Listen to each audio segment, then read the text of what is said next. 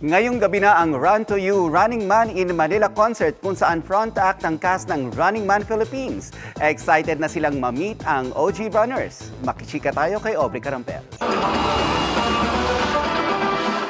Rehearsals pa lang ramdam na ang excitement ng Running Man Philippines cast na front act sa Run to You Running Man in Manila concert ngayong gabi. Surreal moment daw ang makatungtong sa MOA Arena stage as front act para sa OG runners from Korea.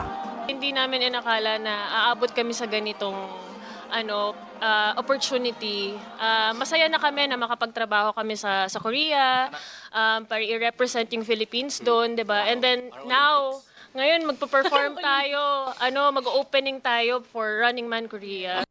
Manifestation is real dahil ito raw ang hiniling ni Cap Micael Daes nang mapanood nila ng live ang Running Man fan meet and concert noong April 2023.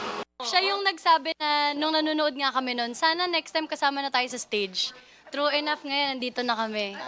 Dahil Philippines represent, P-pop songs ang ipe-perform ng Pinoy runners. Sikat ngayon ng P-pop scene sa atin, nandiyan ang SB19, nandiyan ang Bini, Alamat, Sarah G.